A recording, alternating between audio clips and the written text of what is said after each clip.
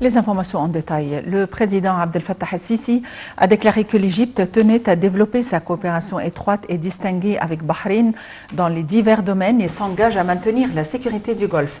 Lors d'un entretien avec la présidente de la Chambre des représentants de Bahreïn, Fawzia Zenal, en présence du président du Parlement Hanafi el-Gebeli et de l'ambassadeur de Bahreïn au Caire, Hicham el-Gawdar, el-Sisi a demandé à Madame Zenal de transmettre ses salutations au roi Hamad Ben Issa Al Khalifa, tout en saluant la profondeur des relations bilatérales et la convergence de vues des deux pays envers toutes les questions.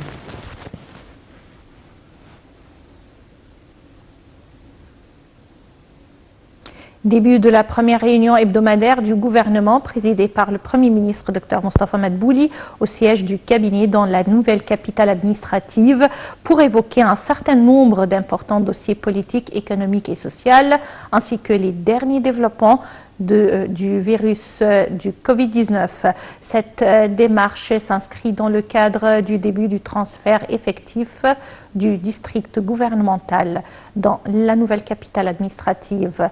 Dans ce contexte, le Premier ministre Dr Madbouli a souligné qu'il est important que chaque ministère dispose d'un plan intégré pour cette transition progressive, en précisant que c'est un changement de l'ensemble du système de travail administratif de l'État, car il s'inscrit dans le cadre de la volonté de gouverner ce système et d'achever les démarches de numérisation de divers services et de former les employés du secteur public conformément à ce nouveau système de travail.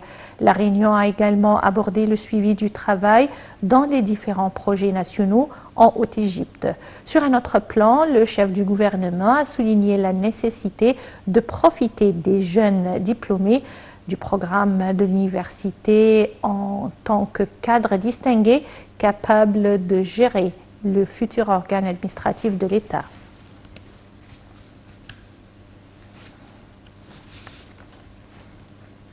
Au cours du mois dernier, les forces des gardes-frontières ont réussi à réaliser de nombreux succès dans toutes les directions stratégiques de l'État, dont la saisie de 230 véhicules utilisés dans des activités d'infiltration et de contrebande.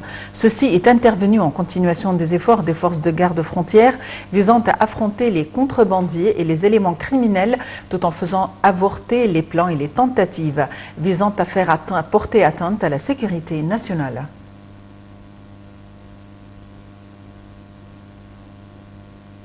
Les indices de la Bourse du Caire ont collectivement haussé au terme des échanges d'aujourd'hui, soutenus par des opérations d'achat de la part des investisseurs locaux et des individus arabes.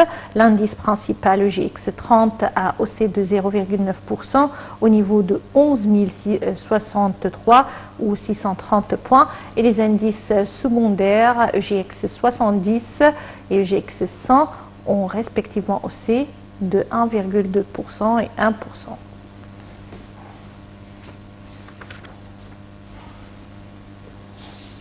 Le ministère de la Santé a annoncé hier que 670 personnes rétablies du coronavirus avaient quitté les hôpitaux de confinement après avoir reçu les soins médicaux nécessaires, augmentant ainsi le nombre des cas guéris à 31 000 ou 314 452.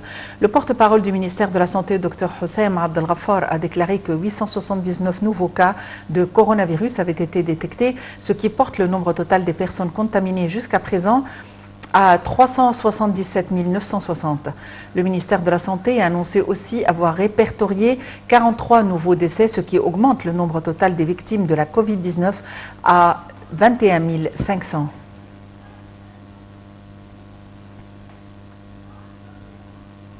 Les autorités chinoises ont imposé à partir de minuit un confinement strict aux 13 millions d'habitants de Zhejiang en raison de l'apparition d'une centaine de cas de Covid-19 à une quarantaine de jours des Jeux olympiques d'hiver de Pékin.